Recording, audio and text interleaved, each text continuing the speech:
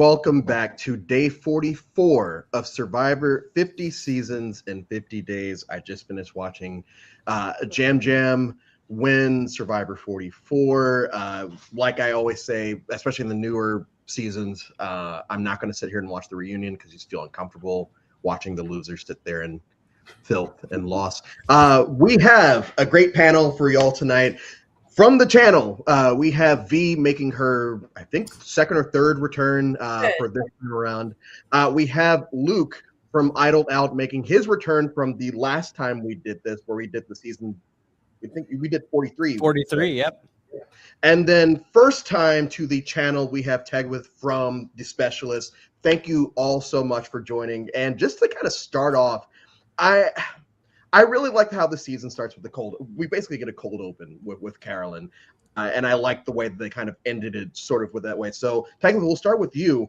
Just thoughts on people want it different. This is as different as it gets at this point. Oh yeah, like I vividly remember when we were watching this live, and we were at a Bryson One event, and this happened and there was just a hush over the crowd because we have never had any kind of cold open or this kind of start to a season before. And it was because it captures your interest so quickly. And I think it's why a lot of people at this point was saying it was like their favorite of the new era. Because I think the people obviously were very upset, whatever with 41 through 43, but like this start to the season was just so Carolyn is Carolyn, right? And the fact that we got also like a fourth wall break, we don't get that often in Survivor. So it was such a fun way to start the season and really kind of introduce you to the character that is Carolyn. Yeah, I was thinking about it the last time, at least, happened within the last 5 days on day 39. And we'll leave that in the past, but seeing it now was a lot better than seeing it in day 39. Luke, to you, and we've talked about this a lot over the last 3 days as far as people's qualms with post-COVID Survivor. For the 1,000th time, I don't call it New Era because New Era started in season 20 or season 21. This is just post-COVID Survivor. One of the big issues that people have had, though, are the casting choices, which for 42, probably my favorite of these first 3 seasons. Where does 44 kind of stack up compared to these first 4 seasons? I think 44 is probably the weakest cast of the post-COVID era, if we're going to call it that. No, you can call it New Era. I'll give you that one. I think this is kind of like when people talk about like casting in the new era, which I don't entirely agree with most of the qualms, but I think this really embodies it. Like, you have a lot of people who just want to be on Survivor and not win Survivor. You have a lot of this is kind of like peak nerdy super fan season. And I say that, as a nerdy super fan, I would be one of these people that people probably hate. But yeah, I think of the first 4 seasons in the new era, this cast definitely has the least bite to it. 43, we got some conflict. 42, 41, we got a lot of conflict. This one, just everyone seems like they're hugging all the time. Like, how many times did we go to the Green Tribe and they're like doing yoga and stuff? Nothing against yoga, but about the 4th or 5th time I'm seeing it, I'm like, you guys go cuddle. I don't need to see it. You start to feel like Colton and Blood vs. No. For V, so going in, because I don't know, did we do this season together? Probably not. I think I'll still do it with Emily. But who were some of the people that kind of stood out to you as the season's not even being aired, just when the cast starts being released? Are there people standing out as far as, I think I'm going to vibe with this person? Caroline. I mean, that's the whole reason I wanted to come on and talk about 44 was because of Caroline and Jam Jam, and just, I mean, look, the kumbaya of it all does get extremely grating, and it's not really my vibe, but those 2 characters were just genius casting out of all of them. So, in terms they're 2 of the players that have, they're 2 of the players that have played elsewhere since then. I quickly, and Luke, I teased this to you yesterday. Just a quick story. So I was at a party during season 43, and I was hanging out with Jimmy T from Nicaragua. And it was me, him, Denise the lunch lady, and someone else. And Jam Jam just kind of walks by. I just think he's a guy. Jimmy T goes, "Oh yeah, he just got back from playing 44." It's like, "Oh, that's so cool." It's like, "Yeah, he actually won." Said, "I hope that you're not being real about this because I plan on watching this." So I spent the entire season rooting against Jam Jam because I didn't want Jimmy T to be right, to the point where I was convinced Heidi was winning all the way up until, because she gets the first vote, the first jury vote on screen. And I'm like, "Oh my gosh, like he actually lied." No, it was Jam Jam the entire time. So thanks, Jimmy T. Can we say that like Coach Drew, Jimmy T, and Denise the lunch lady is like dream blunt rotation? 100%. Like, oh my god, dude. But that is my Jimmy T story of the night. The cast we already talked about, but I do agree. Like I use this phrase a lot, and I always go back to Vanuatu for it, where the generic whites. Vanuatu had a lot of generic whites in the pre-merge. I feel like with this season, I forgot that a lot of these people existed, specifically Sarah, Kane, and a few others. But you forgot Kane. I mean, he's famous. Kane. He's gonna be on the Traders. So I saw, and like they do nothing wrong. It's just that I forgot that they were there. I said the same thing about Dwight yesterday.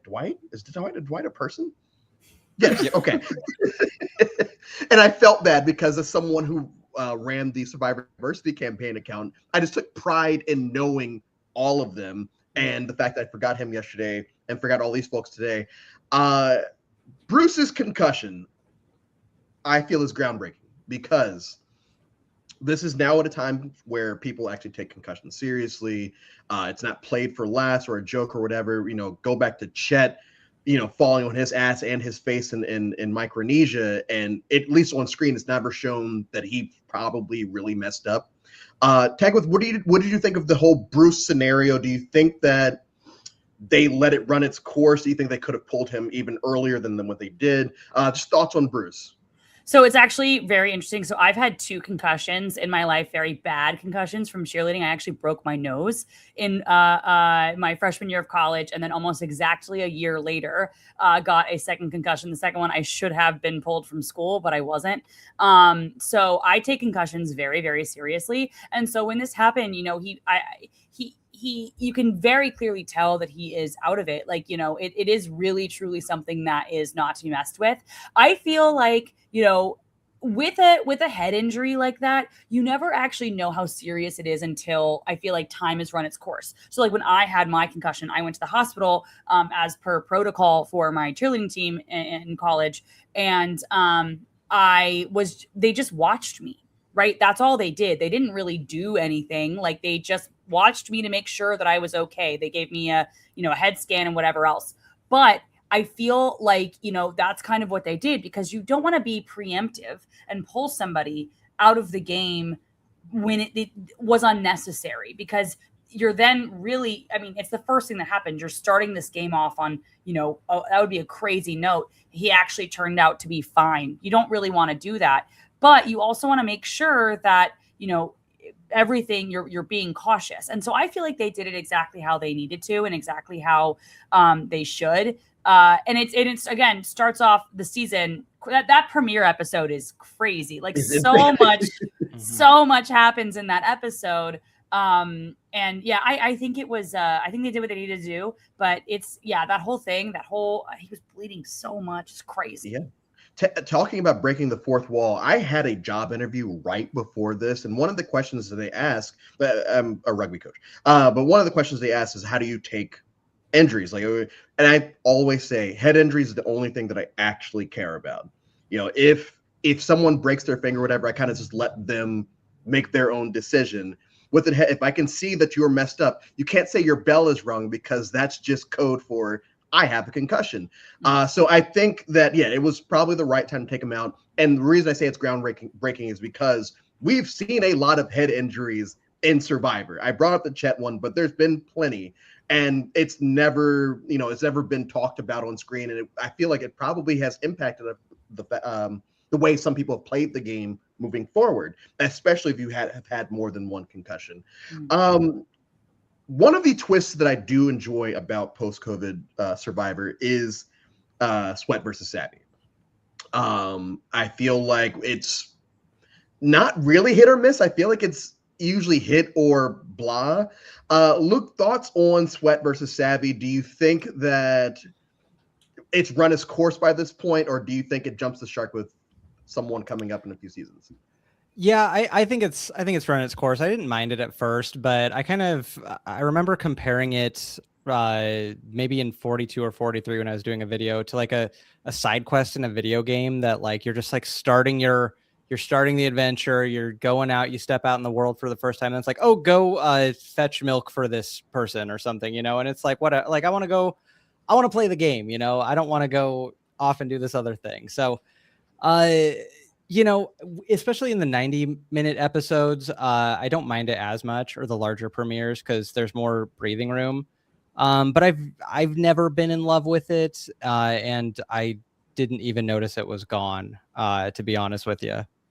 Yeah, when it popped up again today, I couldn't remember if it was on 43. That's how much it's just a non-factor to me at this point. I couldn't remember it was on 43. The birdcage idol, because once again, people, we want something different. We want something different. Well, they gave us something different this time. They put the idol and clues to a fake idol, whatever, in a cage on all three camps. The thoughts on the birdcage of it all in this season?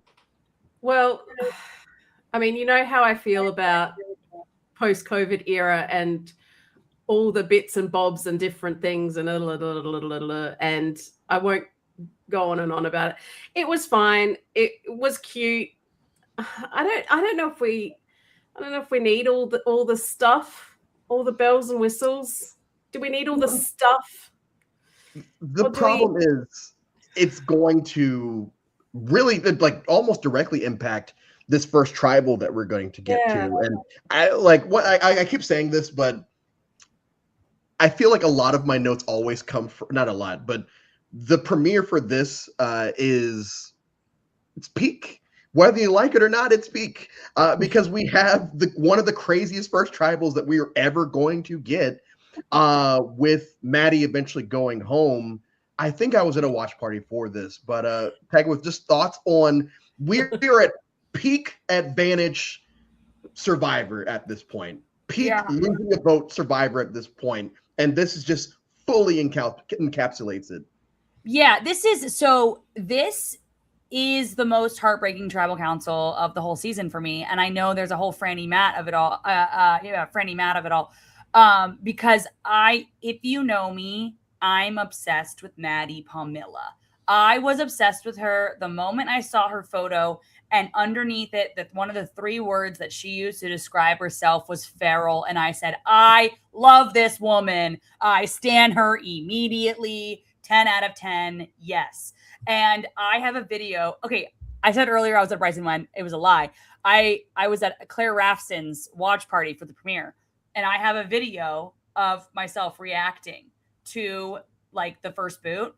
And I could not believe my eyes what was going on. And I literally scream and I say, no, I'm gonna throw up. I was so upset. Maddie loves the video because, of course, I was so upset she was gone. I just couldn't believe my eyes, because what was happening there? Because an idol gets played. She gets 1 vote. Somebody plays their shot. What is it? Who is it? Matthew plays his shot in the dark so that he doesn't vote. Like it is chaotic. It is crazy. They also lose. Like it is an insane tribal council. But here's the thing. I remember I heard an interview about somebody somebody was on SNL said that Lorne Michaels would always say, we got to laugh, but was it the right laugh? Was it the right kind of laugh?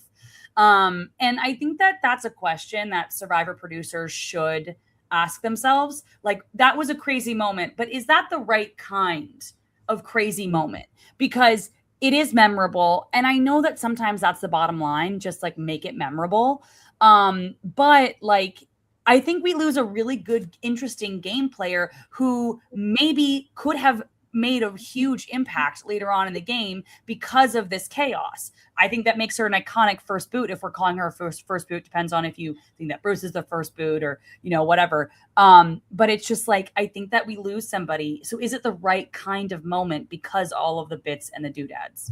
And losing Maddie is so tragic because she and Claire as well early, because like Carolyn and Jam Jam, they're people who have that sort of like rough edge, you know, who are going to play hard, be a little mean, be snarky in the confessionals. And losing people like that early on in this season, we see where it leads. It's just a lot of kumbaya down the stretch and everyone hugging and crying together and congratulating themselves on being on Survivor. And yeah, that's just not what I want to see. I want to see Maddie, like, you know, making fun of people in confessional. I want to see her be feral. Like, yes, I want to see that. We got an hour-ish of Maddie being feral. Yeah, and you raise a good point, because I've sat on my soapbox for the last 2.5 weeks with this, where at a certain point, season 31, Survivor decided that it was all about big moves. The game is no longer about relationships and all of this. It's who can make the biggest move, because that's the only way you can win, even though that's not statistically correct, but whatever. That's the only way you can win. And so all of a sudden, every season, we're seeing more and more of these iconic moments that are basically being forced at us because of these advantages. 34 is the most egregious example of it, because we lose the yes, it's a all-time moment. We're always going to talk about it, but at what cost? And someone asked me, like, if it's not Cirie, if it's Troyzan, do you still care? Like, no, but I would still feel bad for Troyzan in that spot, because that's a shitty way to go out. You know, and it just kept on going. And it gets to the point where we're sitting at our first tribal of a season, and one person can vote, or two, whatever it was. It is they lost the plot a long time ago. I just think that by the time we hit the 40s, they took what they thought people enjoyed in the 30s. They had a year off, and they just doubled it moving forward. And it's sad. That goes back to like the birdcage idol of it all, where it also feels as if, like, you know, the reason why Bob making a fake idol in Gabon is because it was like an artistic feat. He made that idol. He crafted it. It was gorgeous and it was believable. And in 44, I mean, and many other seasons, but in season 44 in particular, you can very clearly see why they've dumbed down the idol, because they're trying to force a fake idol play. They're trying to force, and the birdcage idol is a prime example of that, because the fake idol is hidden there. It's not, you know, the beads off of the, you know, the torch or whatever else. It is a part of this twist. And, you know, I love a fake idol play. It's very fun. It's very funny. But it's like, why are we manufacturing moments when people will find a way to make these moments happen? They will find a way. Yeah. We don't need to manufacture them. I do want to say that, like, I like the birdcage idol. Like, if we're going to be manufacturing, you know, these moments, I think this was a pretty fun way to do it. Now, it didn't pay off really at all, but I think the way it was set up was like each tribe had the one idol, and then the fake idol was another tribe's real idol, right? I think that's how it was set up, and it was like kind of a triangle of real and fake idols. And I think that's like really fun. Nothing ever came of that because people figured it out really quickly. But I thought that was like a fun twist on the idol, and also it being public, I think was good. Causes paranoia. It kind of reminded me of like Philippines idols with the where they were like on the rice thing. So yeah, you know, I just want to defend the birdcage idol a little bit because I think it was pretty fun. I mean, you're not alone in that. Person in my household, Ryan, also likes the birdcage idol. You know, maybe just because it was, maybe it's one of it like a self-fulfilling prophecy when it doesn't. Isn't a fruitful, like I don't see it happen, then I'm like, bad. But I did love the Carolyn of it all. Like, yeah, play mind games with these people, do what you have to. Claire was brought up earlier, and we're not going to have a chance to talk about Claire much, but in my notes I have the Claire sit-out bench, which at least on screen is shown as the reason that a lot of people have kind of turned off to Claire. Luke, you would briefly touched on Claire earlier. Thoughts on her and the reasoning, I guess, or like her boot episode? Did you think that the right choices were being made here and for the right reasons? I mean, I think it's like, first of all, if you're going to have this rule, which they changed, I think, then literally next season because of Claire. Game changer, Claire Afson. Yeah, if you're going to have this rule, you can't really like be mad at her for like doing it, you know? It's kind of like low-key iconic that she like didn't compete in any challenge the whole season and then got like voted out unanimously, I think. That's kind of fun. Yeah, what was the question? I like Claire, and I really wanted her to go the far. Claire boot. Yeah, I mean, I feel like you still kind of answered it, but everything going into the Claire boot. I think her tribe probably made the right call. You know, for each of them, I think that was probably the right strategic move. You know, I could see it was like Danny and Heidi, and then Matt and Franny, and you know, one of them could have pulled the other. Maybe they could have booted Josh here. I don't know if he was on exile or who knows what Josh is doing. But I think Claire was someone who was going to cause a lot of problems for all these people down the road. So I think it's probably good for their games that she went. Not good for us as viewers. I would have preferred anyone else on that tribe to go home, but that didn't really seem like it was ever on the table, to be honest. We can kind of go around the horn with this if y'all can, and if y'all didn't discuss it already. Thoughts on the inheritance advantage? Anyone have any thoughts on it? I watched that on a recap. I watched. Look, 41 to 49 is not my time. Okay, just and I've watched the season twice in the last month, and then I watched a recap and the inherit, and I was like, what was that bit again? No. This has to be like the least remembered advantage of all time. Mm-hmm.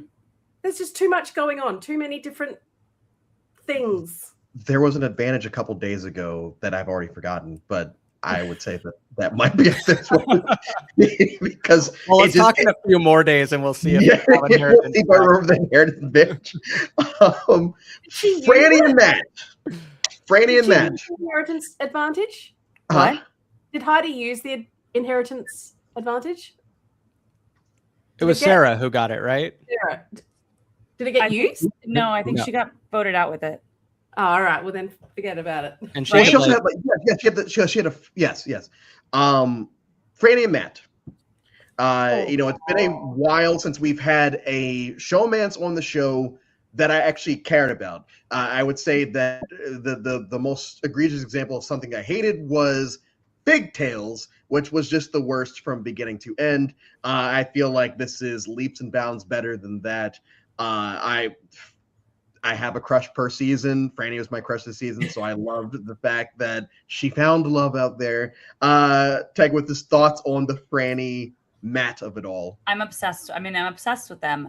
I also I think that there's such a very interesting dynamic, because I do believe that this is maybe I don't know if it's a hot take or whatever. I do believe that their relationship goes towards the idea that this is a very kumbaya season, because it's a lot of seeing them build this relationship, but in their tribe there's not a lot of drama going on. So the tribe that we see, it's the green tribe, they just get along, and also they get along so well that two people are seriously connecting.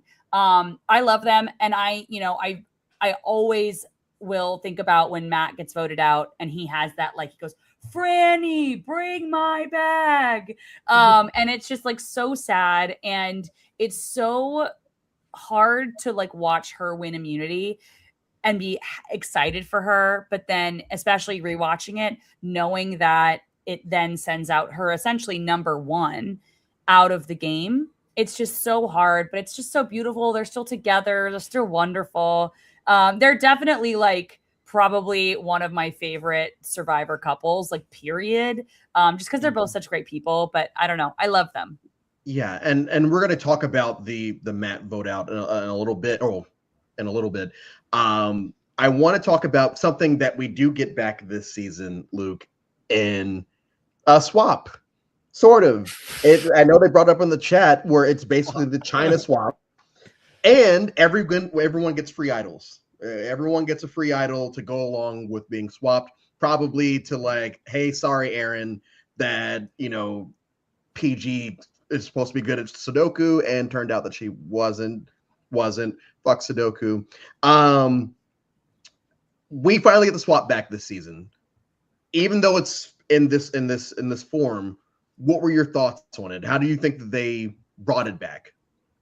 Well, they were like, we hear that you want to swap. So what if we do like 10% of a swap? Yeah, I didn't like it. And like, I'm a New Era defender, to be honest. So, but watching 44, this was really kind of like the peak of everything that I dislike and a lot of people dislike of the New Era. And this is a kind of like case in point where the game's just playing itself. You give the 3 people who are going to be vulnerable on a tribe swap an idol. What's going to happen? At the very least, one of those idols is getting played. Like, there's absolutely no question. Like a clue, sure, I can live with a clue. That's fine, because you're very explicitly screwing over one person and putting a giant spotlight on them. That's fine. But like a full-blown idol that they didn't have to work for I did not like it at all. But people love idols, right? They love idols. And they love advantages because it provides big moves. Do you remember Kelly Wentworth? That was a big move, right? We need that again. But yes, as a New Era defender, it is very hard to but it's very hard to it's very hard to defend some of these things because the people that go after this kind of stuff do have a point. And even the people that go after the Kumbaya idol, they have a point in this season. I don't think the post-COVID era Survivor is as Kumbaya as people like to make it out to be. I think that 44 is a big example of when they are correct. And this has been one of my favorite bits to do this time around. Matthew's quit. If we have Purple Kelly up here is the best reason to quit of Survivor hates women and didn't let her wear clothes. And we have the worst reason of quitting for Zins. Where does Matthew's quit kind of fall for you? And we can go around the horn. V, you can go first. Look, I've got a lot of sympathy for that guy. I feel like I'm just reading it here that it says quit, but it was more of like an evacuation. Like, I don't know. He was in a lot of pain. What's the controversy? What's the problem? He hurt his shoulder. But I got called to quit. Tagwin. I love Matt. Matt was somebody who I was very excited for in the season. I thought that he would go far. I thought he was going to have, I get that he was in a lot of pain. I understand that. It's not like, it's like a 5 for me. Like, it's neither here nor there. It's the reason he injured his arm. That's the issue for me. It's why are we climbing rocks? What's happening? What's going on? Why? I get it. Survivor's already an adventure. We don't need to go climbing things. Okay. Like, why are we climbing rocks? And then that's where, you're in pain. I get it. I'm not saying, I'm not like victim blaming. I'm just like, let's not climb rocks anymore. Okay. Like, let's agree. Unless you have like a harness and a rope and somebody's like, belaying you, fine. But we're not Alex. What's his name? Ladder, like Angelina with her 120-foot ladder and Endeavor's Goliath. Like, you can do it like that at that point. And Luke. Yeah, well, I think it's extra embarrassing because I think in the premiere or second episode of 43, Cody climbs the exact same rock and doesn't fall off and break his arm. So I don't know, Matthew. I would agree with Tegwith. It's kind of in the middle of the pack for me. He's another person who I would have liked to have seen gone far. I think he was really the glue. He was the brains of Ratu, and I think would have put up more of a fight against Carolyn and Jam Jam's domination down the stretch. So on that level, I'm sad he's gone. But yeah, I don't know. Don't climb that rock, guys. Unless you're Cody. Yeah, literally. I will say I made a video. I very vividly remember this. I made a video that I thought was really funny, but I thought like maybe could come off a little mean. And so I was like, if you were a friend of mine, like I would post this, whatever, but I've never met this guy. So I sent him the video and I was like, is this okay? Because I wanted to make sure. And he was like, you can post whatever you want. But I did have to have major surgery on my shoulder, and I still have this was like, a year later, whatever, and I'm still going through physical therapy on my shoulder. So post whatever you want, but here's kind of the background of it. I did not end up posting it. I felt too bad because it was a very serious injury, and he, I think, is still probably dealing with some kind of chronic pain from it. So didn't post the video because I was like, I don't want to make fun of somebody's like serious injury. But that is something like it did end up being like crazy severe later on. Yeah, he's like so categories like B. Yes. Yeah. It's heartbreaking because you can tell when he's having that conversation with Jeff, and Jeff's like, we're not gonna pull you, but I like completely empathize with you, and like he's saying it in a very non-judgmental way, but you can tell Matthew just knows he did it to himself, and I think that's worse than the pain almost. Worse than leaving the game is knowing that this was completely preventable. And it's pretty heartbreaking scene to watch. I feel pretty bad for him. Yeah. In terms of entertainment value, though, oh no, I would much rather watch people explore stupidly in these sort of environments and have some sort of ramification from that than have like 16 idols or advantages played at a tribal and someone go out stupidly because of that. I don't disagree. I don't disagree. Yeah, it's funny. Funny. I feel like that's the word we're going to use a lot tonight. As it was, it's not. It sucks seeing him go out, like, because it did seem like he was a very big fan. I kind of want to talk about this before we get into the second half of the season, or before I see if you guys have anything else to talk about pre-merge.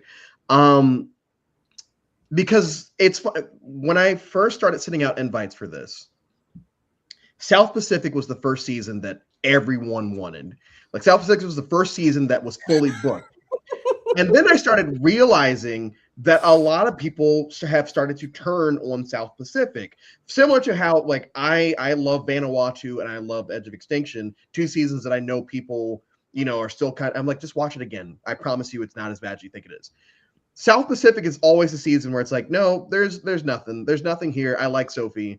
And yeah, that's kind of it. 44, I feel like, is going the opposite direction, where I feel like everyone loved, our big alliance of the season. They loved the characters, and that was sort of it. And I feel like even in the last year or so, people have slowly started to turn on it, the opposite direction. Luke, where do you think this kind of comes from? Yeah, I was really hoping that we were going to be able to get into this, because I made a video a month or two ago about seasons whose reputations had changed, and South Pacific was one of them. And then, 44 is the inverse, where like everyone loved it at the time. I can't, including me, and I can't understand why, to be honest, because this is like peak everything that people dislike about New Era Survivor, like condensed into a season. They would peel a lot of this stuff back in 44, in 45, and 46. So yeah, I think part of it is just Jam Jam and Carolyn became, depending on who you ask, somewhat unbearable on social media. Jam Jam was not super fun to watch on Traders, in my opinion. It doesn't. Yeah, well, yeah, it doesn't help that he targeted Rob Sesternino. But Carson also is someone who the fandom has like completely turned on. So when you have the three main characters of the season now not really beloved, I think that kind of changes it. But yeah, I don't know. I think it's a very interesting question. I'm curious to see what everyone else thinks. I froze there at the end of that spiel, so sorry. So No, I Ted was- actually, Ted I was loved. but yeah. Oh, okay. I loved, obviously loved 44 when it was going on, and I still don't. I don't think I hate 44 as much as other people. I think that it would be very disingenuous of me to like hate this season, because this was kind of the season that maybe changed the trajectory of like my Survivor quote unquote career. Because the players directly engaged with what I was posting online, and they were really kind to me. And I actually went to college with two people on this season. I didn't know. I went to college with Claire Rafson and Helen Lee. They were 4 years apart, so they didn't know each other. I was on the cheerleading team with Helen Lee. I did not know Claire in college, but I was like directly in the middle of the two of them. So that was like a weird thing for me. So like personally, I have a lot of connections to this season, but I think that the reason why everyone loved 44 so much, I think you're right. The three, I think people like adored the Tika 3. Number one. But number two, I also think that people were really, really, really hard on 41 through 43.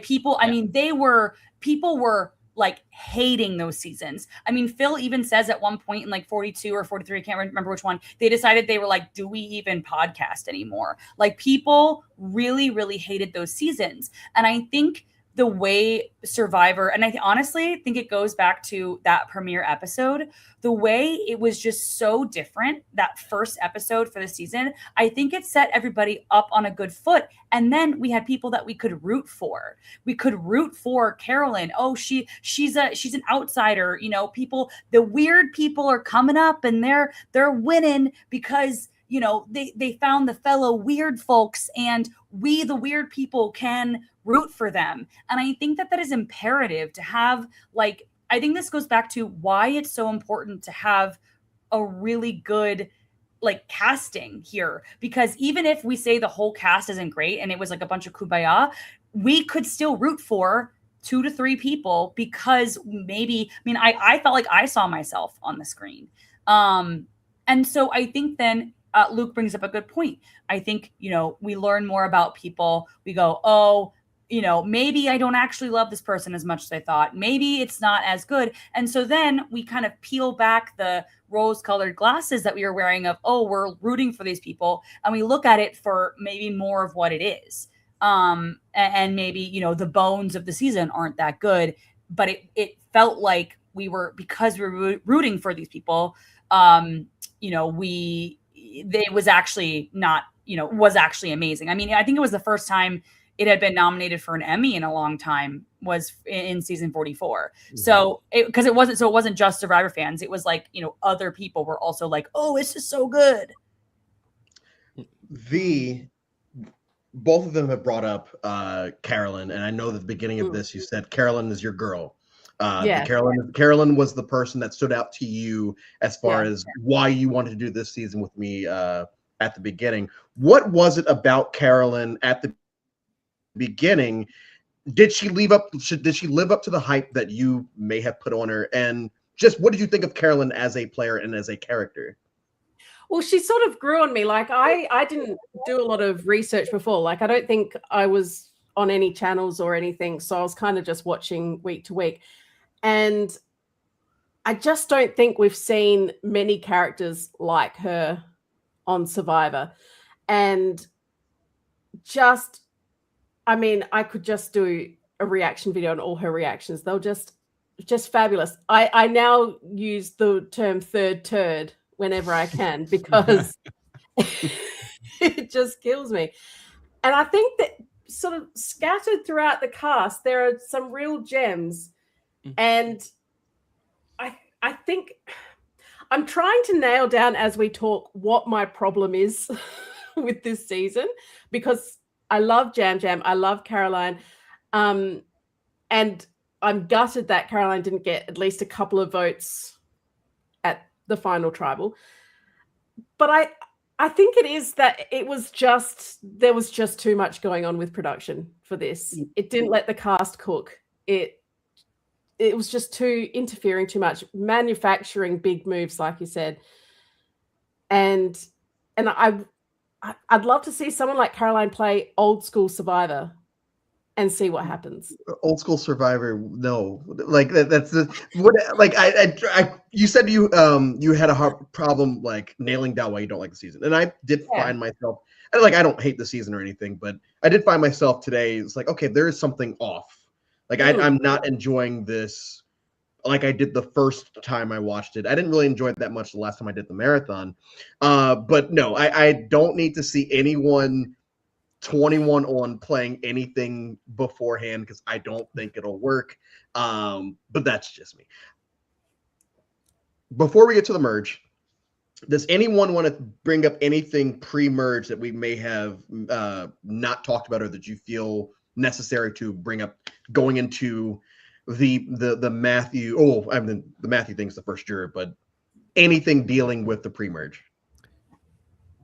I guess like one character who, I mean, I guess he's the first whatever merge when they come together boot, but one of the minor characters on this season I really liked is Josh. And Jamie too, but Josh is someone who just like stumbled backwards through the game. He didn't really seem to have a clue.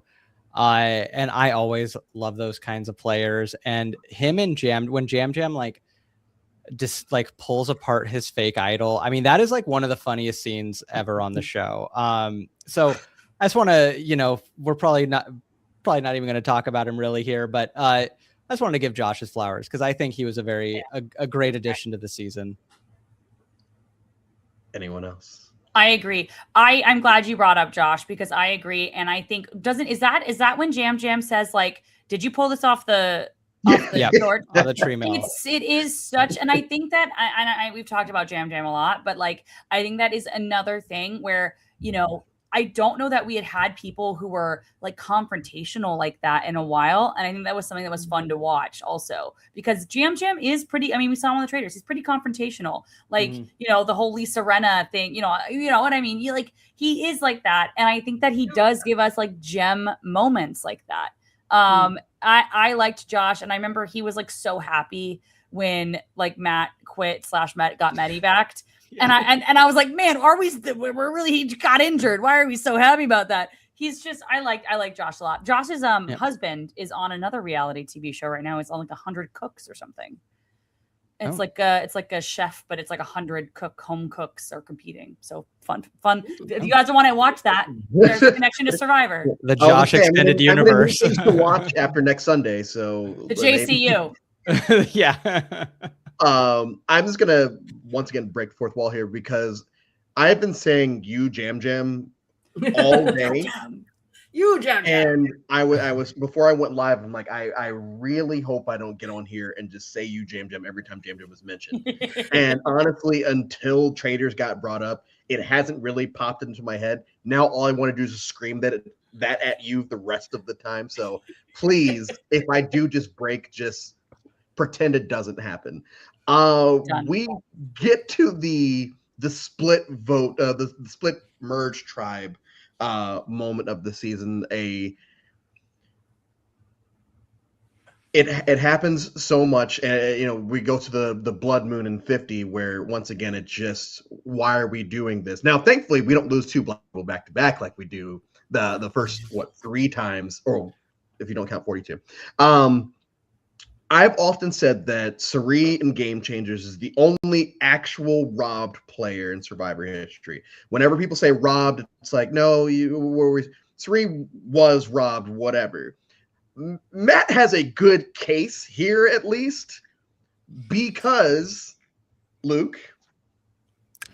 I lost 2 votes, then got spat out into the split tribal at the merge where he didn't bring his bag, and then his island girlfriend wins immunity and which basically sends him out of the game.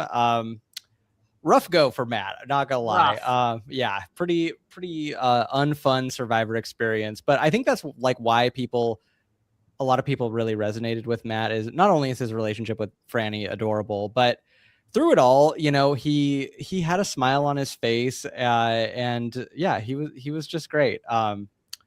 But yeah, you can argue like some of these things he inflicted on himself. He could have not gone for the second whatever advantage, and had his vote. Franny could have been smart and gave up on the challenge or whatever. I'm forgetting the details, but ultimately, yeah, I think a pretty robbed player.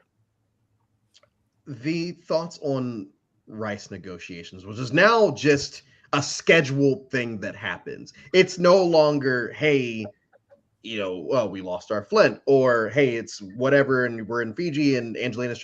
We're just now putting this in the game. Now it's y'all loved when we did this. Yes. Back then, let's do it now, but we're telling you this is what's going to happen. What do you think of scheduled rice? What do you think of scheduled rice negotiations?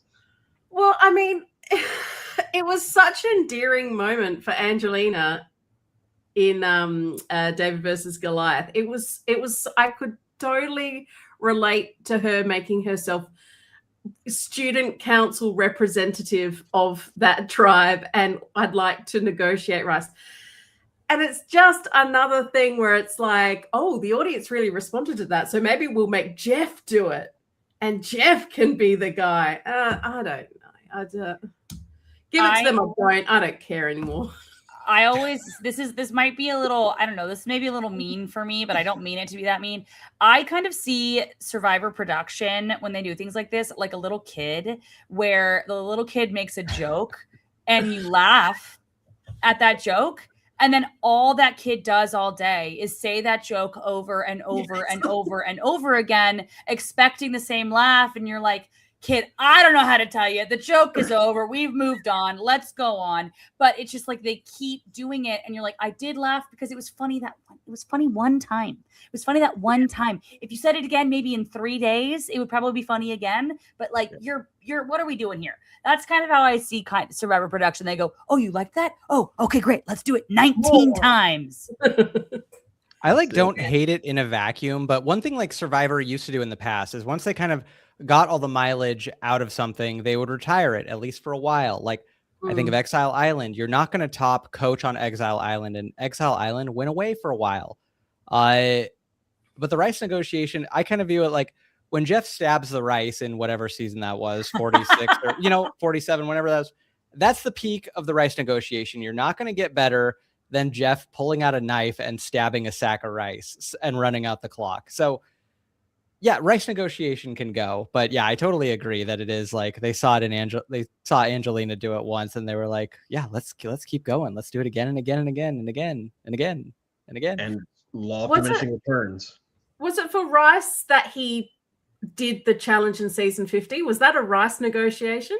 Mm-hmm. When he at least that was a fun spin on it, I guess, But then again, you know what they're going to do? They're going to do that again and again and again and again. And I think we don't need to see Jeff. In the open era, they could do both. It could be all types of stuff going on. Jeff's in every challenge in 51, You're wagering your rice in every challenge. I want to briefly talk about the Jamie edit.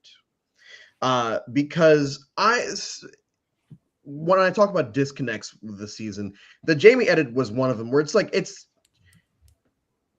she's portrayed as I don't know, she's not a clown, but she gets like a clown edit, but nothing that she does outside of not knowing her idol is fake is overly clown-ish. Like, she has clumsy moments like Sandra does in Winners of War, in Heroes vs. Villains, and she's not being portrayed as a clown. Do you think, and this can be an open forum question, just the way that Jamie's portrayed, do you think that's how it was, or do you think we need someone to be the comedic relief? It's a good question. Anyone? I feel like I don't think I don't think that I think that Jamie is a really interesting person here because I think that they saw her do again like one thing and they're like I do feel like they like to have a person in a season that is like, oh, look at this person, they're making a mistake, they're doing this.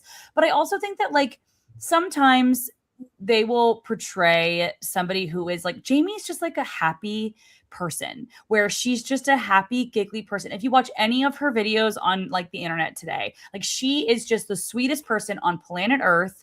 She is like making this food that they had like twists on food that they had out there in Fiji and on Survivor. And then also like her reactions, and she'll be crying, and she's just very emotional. And I think that it was an easy thing to kind of make this like person who has all of her emotions on her face look like a fool. Because if you have all of these emotions, number one, they can bank those emotions, like the reactions, and like Frankenbite it if they want to, first of all. But second of all, I do think that sometimes when people wear their heart on their sleeve and are, you know, a little bit more emotional or whatever else than other people, there are people who kind of are like, look at this goofy person. And I think that they just wanted a goofy person for the season, and then they leaned into it. And then also she, you know, had a fake idol and these other things. But I think it stinks because I genuinely think she's a lovely human being. But, you know, I think that there's always kind of going to be, I think somebody said like the Charlie Brown, the person who is just going to be kind of the butt of the joke, whether they like it or not. And unfortunately in 44, it was Jamie. She kind of, the way she's portrayed, I just thought of this, but it's kind of like new era Drew Christie. You know, they put a dunce cap on her in episode 1, and they never take it off, and they never miss an opportunity to dunk on her. And, you know, those are that goes back to early Survivor too. And, you know, I like that kind of edit, as long as it's sincere. I do get the impression that Jamie was kind of adrift out there. I'd have to look at like the exit press to be sure, but it did seem like she was not one of the more strategic players out there, and just was a very overly sincere, excitable, very kind person. And maybe that's why Survivor did this to her, because they knew she could take it. But yeah, I love the Jamie edit. She's honestly one of my favorite like minor characters of the last, you know, 10, 20 seasons. So yeah, I'm more dunce caps is what I'm saying. I'm all about it. If you hadn't said Drew Christie, I probably would have been on board because of how much I don't like Drew Christie. But yeah, I do agree with you. It's, oh man, why'd you have to? It's very similar, for the 1,000th time that I've said this on here. It's very similar to how I say I hate the phrase resume in Survivor, and how I blame Will Wall for it, but it's actually Tasha. But I can't hate Tasha, so I have to blame her on Will Wall. Two things about, I guess one thing about Jamie. I don't know why, but I remember Davey from 37 during one of these episodes basically tweeting out that he found her both island hot and real world hot. And I'm like, damn, that's ballsy. But also, yes, good for shooting you. A shot, you know? Yeah. Also, I enjoyed watching her reactions to 50. I enjoyed Jamie in the larger Survivor world now that she's off. I want to talk about Danny for just a second. I don't know who was here while I was eating dinner, but Danny's poncho annoyed me, but not as much as Danny's shit impressions, specifically the De Niro one. Where do you kind of fall on people that do impersonations?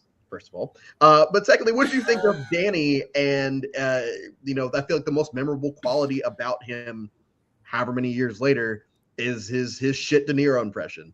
And you have to answer in a De Niro impression. Yeah, no, please don't the do law. That. No, please do not do that. I'll take this whole channel down. You don't want to see if you can do it in an American accent, we'll take it. No, can't do that either. I don't know, man. When Jeff doesn't know how to respond, it just went on for like that impression went on for maybe 3 hours too long. Just watching it, and you know, Jeff didn't know what to do. Jeff always and I like a good torch snuffing moment. Like, who was the chick that gave him a smooch? Dawson. Yeah, Dawson hugged him. I kind of dig that. I thought that was cute, but the impression no. I loved it. Jeff should handle it better. That is the hottest take I've ever heard. Jeff didn't know what to do with it, and if Jeff had a better reaction, maybe we could have salvaged the moment. And maybe that's what Danny's at home sitting going, if Jeff just then we could have had something. But Jeff was just like, no sell. That's why I love it. That's why Kate, you're about to learn about my humor right now. I love horrible moments that are just like cringy, and you're like, what is happening? So funny to me. Like, I just like, one of my favorite movies is known as like one of the worst movies of all time. It's called Troll 2. I love The Room too, but Troll 2. If you've ever heard of it, it's no correlation to Troll 1, so you can just watch Troll 2 and you're fine. It's also not about trolls, it's about goblins. Okay, it's a whole thing. So like, that's like my kind of humor, and this was giving Troll 2. You know what I mean? Like, I just was like, I was sitting there so awkward, but like eating it up, and I loved it. I loved it. And I love a cringy impression. And I thought it was very, very funny. And like, it is one of the more memorable moments for 44 for me, because of just how like delectable it was. I love that Jeff let him wallow in it, you know? Like, yeah, he was like, this is how you want to spend your like big moment on the show, is the dumbest impression. And like, I don't know, you could tell Jeff is just like, I hate this and you, and just let him sit in his own mess he made. And yeah, pretty good. I did comedy for 10 years. And one of the people that I would run into a lot, I forgot his name, but he would always wear like this baggy 90s suit that you see 90s late 80s, early 90s, or late 80s, early 90s comedians wear, like these big ass suits that are, and he would go up there. He's probably 5'4", 5'5" white guy, and I'm 5'6", so it's not like he's that much shorter than me. But he would go up there and do impressions for his entire bit, and one of them was this horrible De Niro impression. He would do a De Niro, Pacino, Walken, people that everyone does. And I would always have to follow him. And I'm like, okay, well, I've got this in the bag, because he would constantly either get booed or no laughs. And so when I saw that this season, all I got was not residual. What's the word? Oh my gosh. Whatever. Secondhand embarrassment and flashbacks. Yeah, flashbacks. I would have flashbacks to that. And like, I don't want to watch this anymore. I don't want to watch it anymore. I thought you were going to say this guy was Danny, and because it was kind of lining up, man. And he wore a poncho on stage. Oh, and I loved the poncho. The poncho was everything to me. Loved the poncho. Huge poncho fan.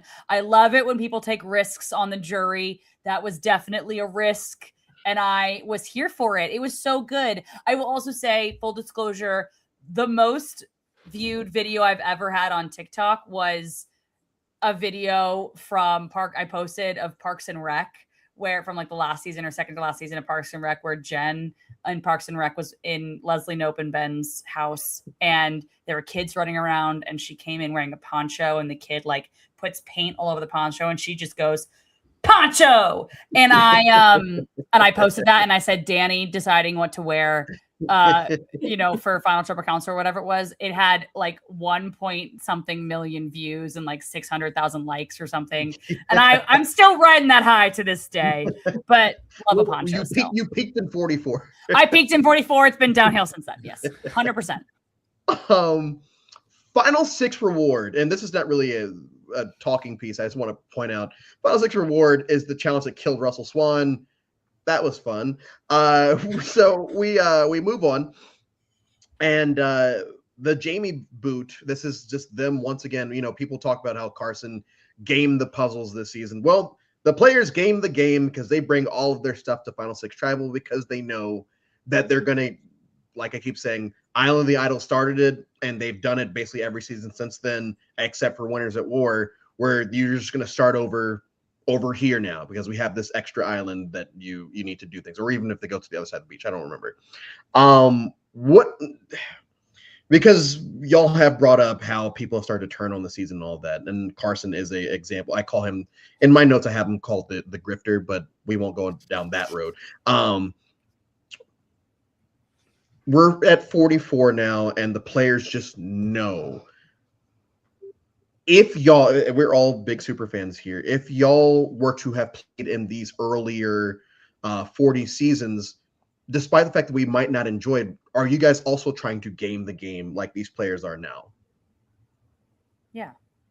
I think one of the things that might also be a hot take, I think Carson learning the puzzles, for example, that's not his fault. He did homework. He did research and it benefited him. It's not his fault that production didn't change the puzzles. Yes. Like it is, I think that it is every player's right to try to game the game in your favor. You think about Stephen Fishback, like gaming that challenge to like memorize the numbers or whatever. Like people are going to figure out a way to bend the rules and not break them, figure out a way to benefit the game. And I think that is not the player's fault. And it's actually savvy on the players to try to do these things. It's production's fault for not seeing it be a possibility. I think what people want to see is production anticipating this and zigging when they think they're going to zag, you know? And I do, you know, to their credit, I guess, you know, it was been like all new puzzles, like every season, basically. Like they did not reuse puzzles or they made a bunch of new puzzles in the next cycle in 45 and 46. But yeah, that it was possible for Carson to do this, I don't love, but who could blame him? You know, the guy was playing the game before it even started, and he was right to do so. Yeah. I've talked to Phil about this, who I think broke the game first, and Richard Hatch, Sestranino, and Chris from Vanuatu. But they broke it in a way that, from a social strategic point of view, and I think that with Carson, the fact that he broke it in a physical way, that's what because I don't care. I personally, you do whatever you can to gain a leg up in this game that you love for $1 million. Why would you not? I feel like people kind of just forget that this has been a thing that has always happened because it wasn't a physical thing that was happening. It was a social or strategic thing happening of, you know, Rob flip-flopping back and forth, Rich just understanding what the game was, Chris playing from the bottom, understanding that the challenges actually don't matter most of the time. Players like that changing the game, I feel like people look at that a lot differently than, oh, this nerd sat at home and 3D printed puzzles and did this. Like, yeah, of course he did. I'm not a Carson person, but I would probably do the same if I was good at puzzles, and I'm not. So I don't know. It's just one of these continuing things of the modern fandom of looking for reasons to hate the show instead of just enjoy it as much as you can. You know, I have my issues too. I've repeated this 1,000 times, but I didn't need Coach again, and I wasn't going to do this marathon if Coach had won, and thank goodness he didn't. So, you know, that's just, those are my qualms. It's mostly just Coach. The Tika 3. People love putting them in the same category as a lot of our bigger alliances from OG tribes, I-24, Fofoa, Jalapao, all of that. V, we'll start with you. As far as just the Tika 3, you don't have a personal ranking, but where do you kind of fit them in Survivor history? And you can go Australia as well. As far as as far as groups are concerned, not alliances, just like groups that come from an OG tribe. I mean, I don't know. They're fine. I mean, my whole thing for this whole I'm so sorry. Maybe I shouldn't have come up on any of the 41 to 49 because my whole response is, I don't know. It's fine. I don't give a shit. But I'm really sorry. No. I didn't get any sleep last night, so I'm anyway. So, but in terms of personalities, I really like them, and for me, Survivor is all about the personalities, and that's why I get so judgy about all the manipulation by production. Is because like the three together were just so strong, and he's a rich white boy. I remember the comments. But that's genius, and that's what you should do. And I sort of felt a similar vein with Heidi with the fire making, and I'm sure we'll get to that. You know, you've got to prepare, and I felt like these three were sort of thinking about how to game the game, and good on them. But again, it's 41 to 49, so I'm like, I don't know, yes, no, it's great. Luke, where does the Tika 3 kind of fall for you? I think in terms of like icons of the series, I do think Jam Jam and Carolyn in particular are still pretty popular, or well, not popular, but like still pretty memorable characters, all New Era considered. I do think they played collectively a very great divide and conquer game. No one saw them coming. They pit two alliances against each other. It kind of reminds me of it's like their edit is kind of like Samoa in the sense that like Jam Jam is Russell maybe. So this is Samoa if Russell won, but they come in as a minority, split up a bunch of groups, and then just snake to the end. And I love that. So yeah, I think all three are pretty solid players. Carson's a very good player, unfortunately. But yeah, I think they're pretty pop. I keep wanting to say they're on the Mount Rushmore of New Era, which is not true, but they're on like the third Mount Rushmore. If we built 3 Mount Rushmores, maybe Carolyn and Jam Jam are on that one. You compared Jamie to Drew Kistricky, and then you did the Tika 3 to the 444, specifically Jam Jam to Russell. I'm annoyed, but no. Now let's put all those people on a season together, and that would be great. Yeah, and I would say that for me, like I don't put them in the same category as I2 or even Jalapal, just because I don't know. I never vibed with them. Like by the time we're gonna get to that as we get to the end of the game, I wasn't actively rooting for any of the 3 of them. I was rooting for any of the underdogs at that point because, at least from what we're being shown, they are no longer the underdogs. They are fully in control of all of this. You know, they gained the numbers in the finale, or maybe the penultimate episode. And I just started to kind of vibe with everyone else. Tag with as we hit that mid-merge, let's go around the Danny boot. For you, who were your front runners? Who were you actively rooting for? Who did you think was probably going to win? I was rooting for Carolyn from day one. When my people left early on, I said, Carolyn's it. Carolyn's it. I was also, remind me, Franny was still in the game. No, she left. She left by the Danny boot. So it was Carolyn for me. Like, I really thought that she was playing a very interesting game, a very under the radar game. I thought that if she was able to have a good Final Tribal Council, I swore that she was going to win the season. I just genuinely really, really loved Carolyn and her game. And I really loved this idea of this person who played orgs and LRGs coming into Survivor and proving that you can do it in Survivor too. I think that it was a really cool thing for the Survivor community to see somebody, be pretty successful, and somebody who was so a part of, the org community, LRGs, things like that. And I was really rooting for her. And not until we get to Rizzo is someone out. Oh, I guess Rizzo does finish less than Carolyn, but because we've had a lot of orgers and LRGers in this 41 through 49 era, and I feel like those 2 are the ones that stand out, I guess, because Chanel was one, Tori was one. Mm-hmm. We've had a lot of them, but the fact that these 2 have transcended even the show, Carolyn is going off doing other shows and she has these humble beginnings. Rizzo, Rizgod is no longer a meme. Like the name Rizgod is no longer a meme. It's like, oh man, like, yeah, that's Rizgod. And you don't feel gross saying it, because I did for a long time. I know you're a Carolyn Jam Jam person. As this season is progressing, as we start to get towards that end game, how are you liking their chances?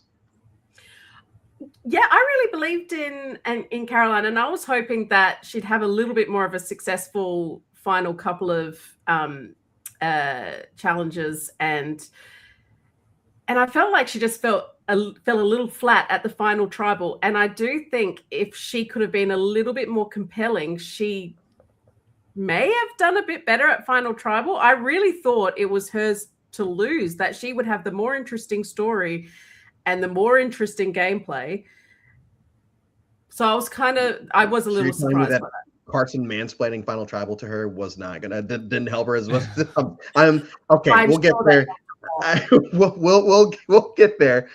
I remember vividly where I was for this finale. I was at a bar near Albany called The Ruck, and it was trivia night, which I go to every Wednesday. But I asked them to put on Survivor in the back, and I was the only person back there watching because I'm an obnoxious fan. And I remember the entire night, I'm just screaming my head off, rooting for Heidi to win the game because I don't need these Tika people winning. I don't need this happening. You and Heidi were the only two, by the way. No, you're right. Because all my friends are like, "Why do you think Heidi's going to win?" I was like, "Because Jimmy fucking T told me that someone else is going to win, so I need Heidi to win now." And I don't need Carson and Carolyn. It would have been a fun story, but I needed Heidi to win. That the final four, we get some motion back again here, and Heidi does win this. So it's like check one off. We're gonna get rid of Grifter here, hopefully. But she does something that I forgot. I watched the season last 2 years ago, and I forgot she gave away the necklace, which caught me off guard tonight. Tagwith, thoughts on this happening at this point in Survivor history? Yeah. I think this is such an interesting thing to happen here because I think so. Ryan, my partner, also rooting for Heidi. Heidi was his preseason winner pick, I believe. He was a big Heidi fan, and still is. We love Heidi, but I remember when this happened. I was at a Bryson win for this, and it was the Bryson win finale where basically all of 44 was there. Because they weren't doing the thing in LA at the time. And so it was Carolyn, Jam, Carson were there. Heidi was there with her family. Like there was a lot of people there. When this happens, I mean, it went crazy. It was insane.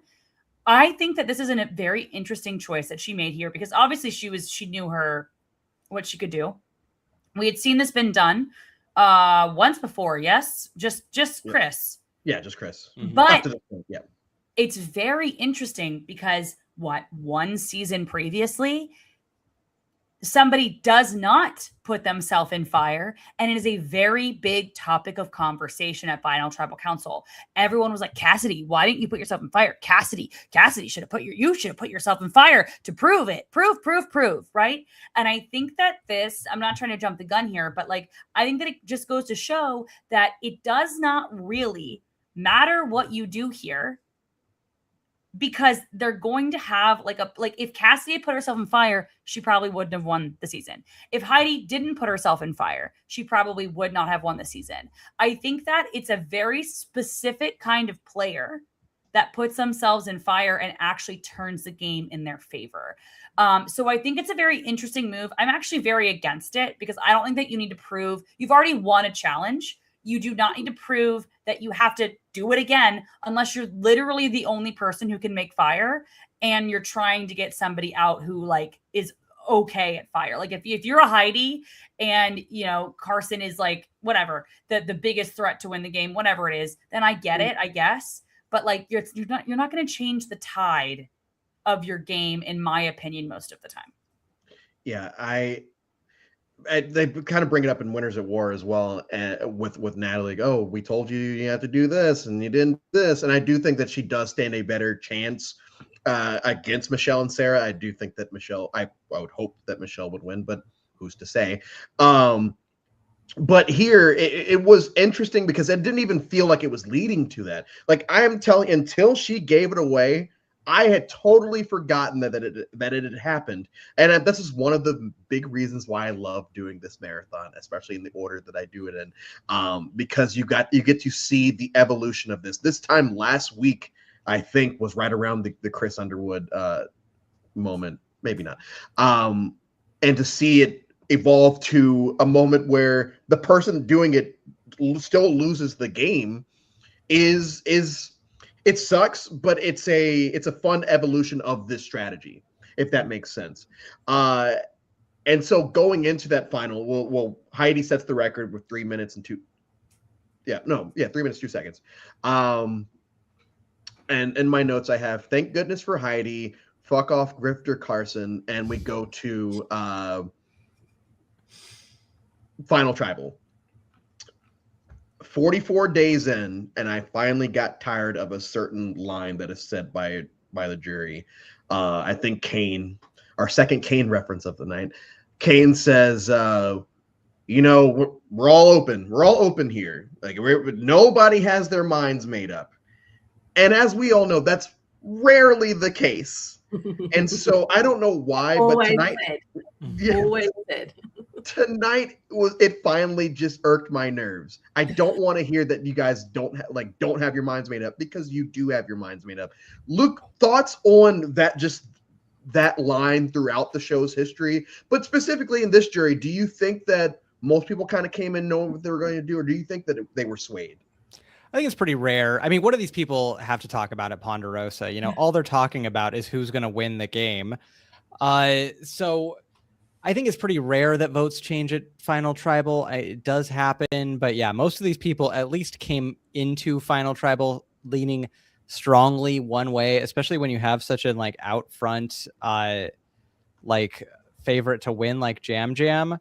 I would be shocked if any votes changed at this Final Tribal. I mean, Danny was always going to vote for Heidi. I do think Carolyn was probably drawing dead at this point. She didn't have an advocate on the jury, and also her Final Tribal, she wasn't able to sell her game very well. And Jam Jam is just such a charisma dynamo that who would want to go against that at Final Tribal? So yeah,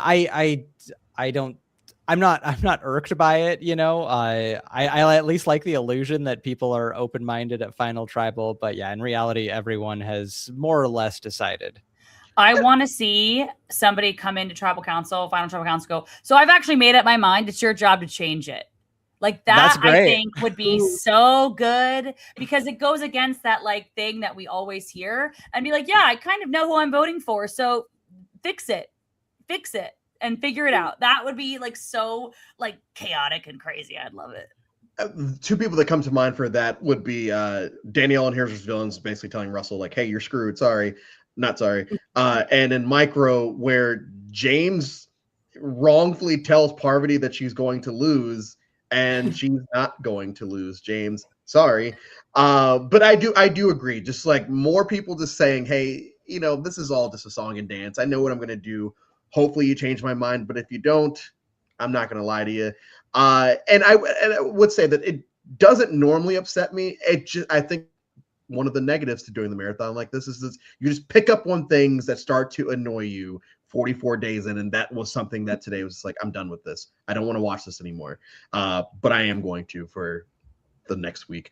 I alluded to this earlier, and at the time I did think it was cute.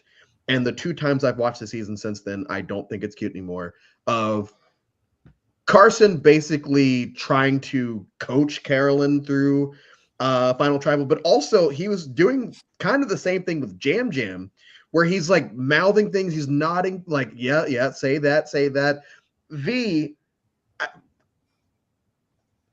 Are you a fan of this, first of all? And what were your thoughts on Carson? Did you think that he had a chance if he had made it to the end? I love mansplaining. I love it. It's terrific. Thank goodness. It's completely unnecessary, but I think it's like when you get kid actors that are just so into it, they get to sort of teenage years, and then they learn everyone's lines, and then they mouth them along. I don't think it has a. I don't know.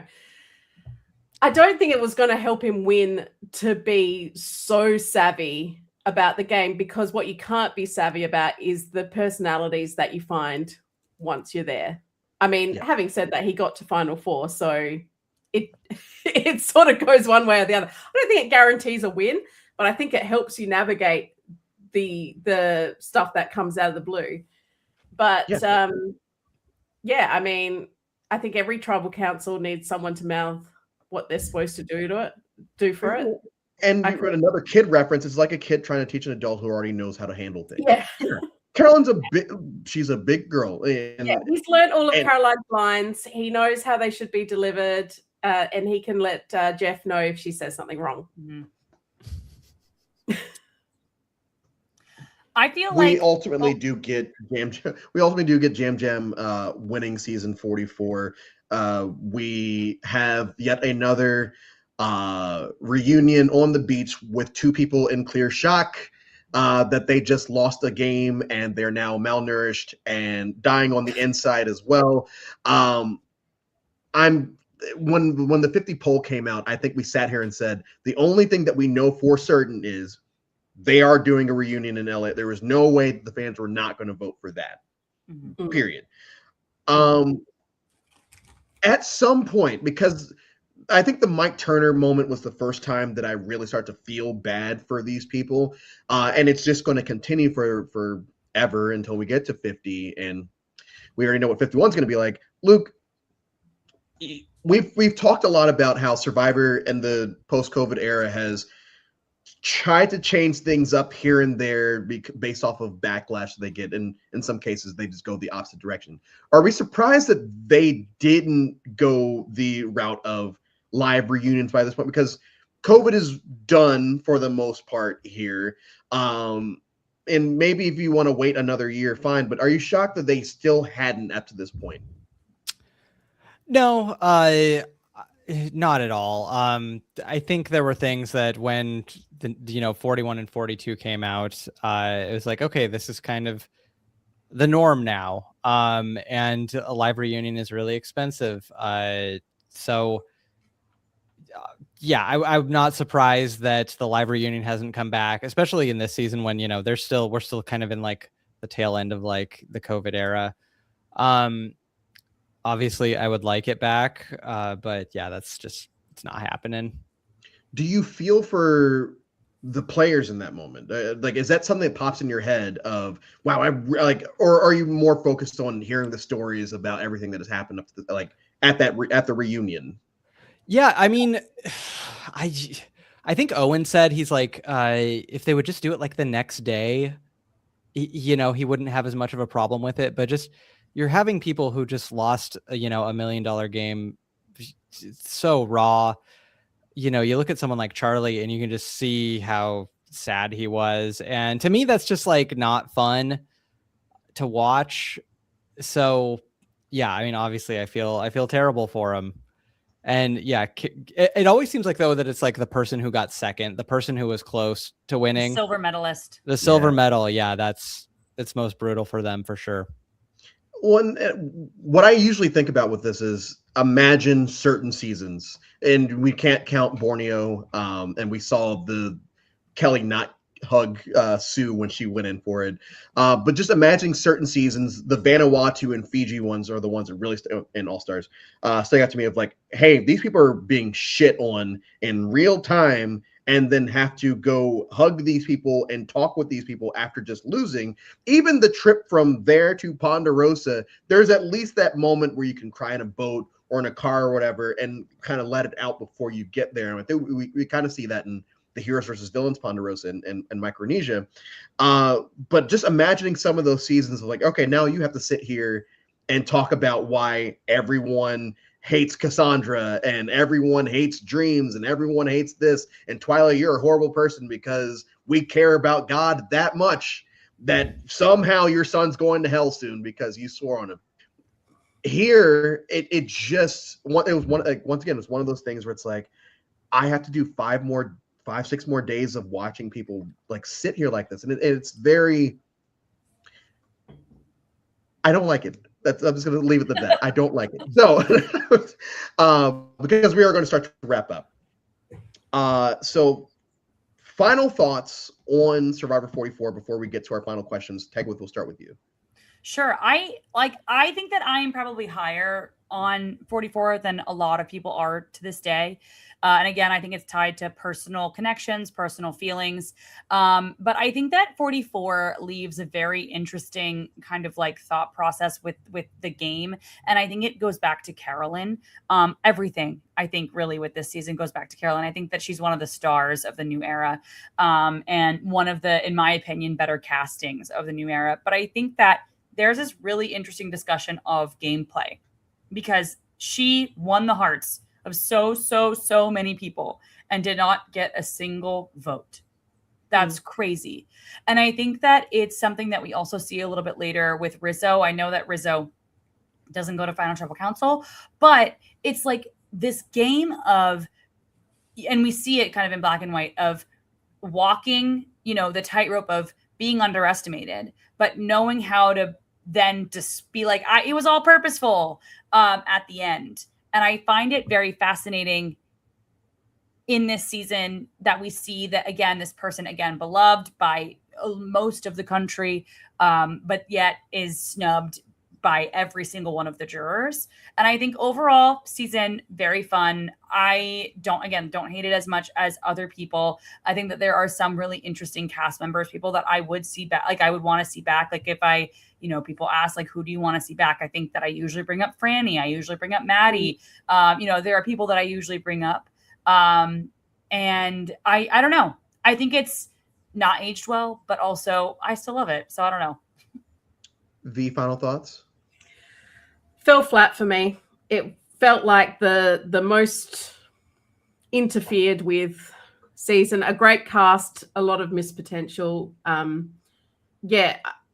Seeing. I'd love to see Franny and Matt come back for like a blood versus water kind of situation. Just Okay. Luke? I do think that 41 through 44 will kind of end up being one of the more forgotten eras of the show. And that doesn't mean the seasons are bad. I really like 42, and I was shocked how much I enjoyed rewatching 43 for this last year.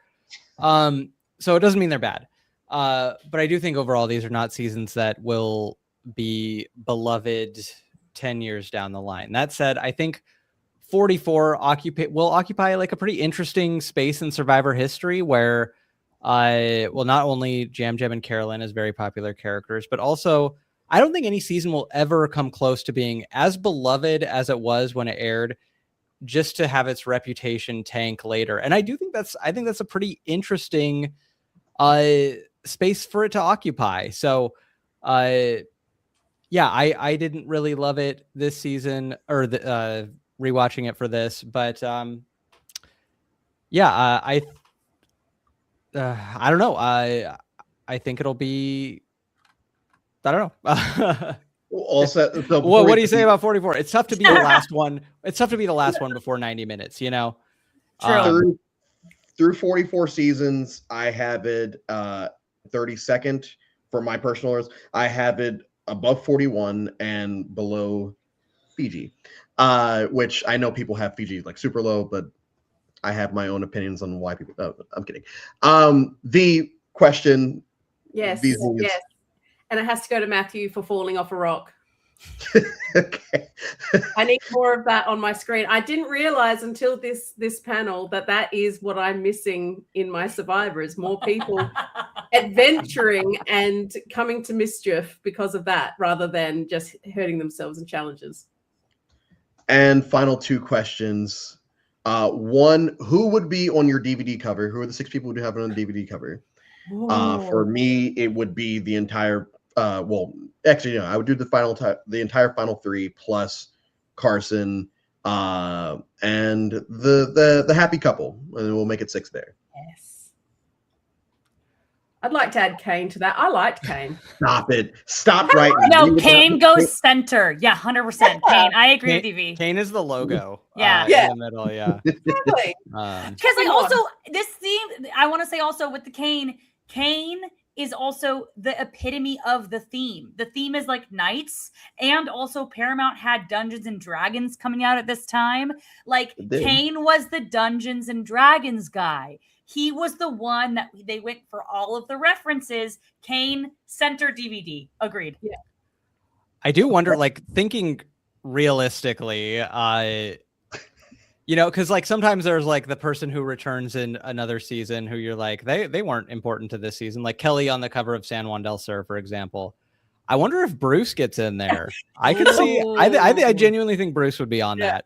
I don't know. I think Drew, you had it right, but I would kick Matt out and I would put Bruce in there. Francesca's on the Redemption Island one, so that's all. Well, who else you got to put on there? Yeah. Okay, and then final question. V, who would your number one ally be this season? I would be like a moth to the flame for Jam Jam. I would just I never choose an ally on how well anyone plays the game. It's a who would I be absolutely suckered in by, and I would be washing his undies. I would be doing anything for that man. Luke? I think we went through this entire hour and a half without saying Brandon's name at all. So I'm going to throw him a bone and say Brandon. And Tegwith? It's got to be Franny. She's amazing. Like, she and I, if we lived in the same city, y'all would be sick of us. Okay. We are, she comes on in whatever podcast I'm on. She does a one episode a season with me. And it is like talking to an old friend that I've known for, decades. She and I, and it was the way that the first time we talked. And so I just think that we have very similar outlooks. And I think if we were on the same beach together, not knowing each other, we would really, really connect. And I think that we would be each other's number ones. Even if Matt was there, I said it. And for those that haven't got a chance to listen to yesterday's, I think it was Gabe in the comments clocked my survivor type of nerdy white people is what I think is what he says, nerdy white people. But I think that today my crush and who I would actually want to work with is the same. I think it would be Franny. It just seemed like she understood the game on both levels. She found her person early. I felt like she was in a good spot, and she was damn good at challenges. I would love to have that person as a shield. And yeah, you can bring Matt along, and y'all can be my shield, my couple shield. I'll be your Big Tom. It'll be all good. Or maybe Rupert. I don't want to compare myself to Big Tom. All right, V. What do you have going on in the near future? Do you have anything specifically on the channel? Well, we're going to chat about Traders New Zealand, Mucky and I, sometime this week. Maybe Mucky without me. I don't know. He's a bit busy, so he may change the day. I am so stoked with how this marathon has gone, Drew. Thank you so much for everything you bring to this channel. It's so amazing. And thank you guys for coming on the panel. And it's just wonderful to have people who know what they're talking about talk about it, and less so me. So it's awesome. Thank you so much. Luke, can we get a preview of anything you might have coming up as far as video topics? Well, I don't have like a huge lead on those right now, but I am kind of, and the reason is because I'm kind of in the process of upgrading the channel overall, hopefully having some new stuff rolling out ahead of 51. So I don't want to give too much away, but there might be a lot more me out there. So yeah, I'm pretty excited about it. Okay. And what was the last video? Which I know what it is, but well, you know more than I do. What the hell did I do? Dangerous seasons. Thank you. I did the most difficult and dangerous seasons. So 44 did not make the cut, unfortunately, but it was number 6. Taylor, what do we have going on in the specialists since the last time I talked to one of y'all, which would have been Edge of Extinction? Yeah. So, I mean, we have a lot of things going on the Patreon, a lot of stuff going there. I know I'm doing a Survivor China rewatch, almost done with that, which is really exciting. And then I have on the specialist doing a really fun series called Surviving the Fandom, where I talk to people who are Survivor fans that, may have made their name within the Survivor fandom or outside of it. I've, talked to Dalton Ross and Mike Bloom, and my next interview, I believe it either drops tomorrow or the next day, is, hold on one second. I'm going to plug it. Give me 1 second. It's right here. The author, Sean Merchant. He wrote a book called Survivor Legends. So I talked to him about the book, about his Survivor fandom. It's a very, very good book for those who haven't read it or haven't heard about it. He interviewed a lot of people, including Richard Hatch, Sean Rector, for this book. And it's a great kind of history of the show. And so it was really, really fun to talk with him. So I believe that comes out either tomorrow or Wednesday. So you guys should go check that out. I told John McKenna and Phil this. I can't wait to catch up on all the stuff y'all put out over the last month and a half, because y'all have been doing so many series that I just can't watch with what my schedule's. I can watch an idled out video because it's like, okay, I got 10 minutes in between. I can put that on and it'll be fine. But especially some of the stuff that you guys have done recently, I'm really excited to actually like dive into it next Monday. Obviously, I'm going to be sending invites to all of you. If you have any type of time on Sunday, I'm doing a 17.5-hour live stream of all Survivor 50, so I can close this whole thing out forever. I hope that y'all can peek in for even 30 seconds just to say hey. If not, thank you all so much for taking the time to do this. We'll be back tomorrow with Survivor 45, when fully into the 90-minute era of the show. So I'm looking forward to that. And thank you all, and we'll see you tomorrow.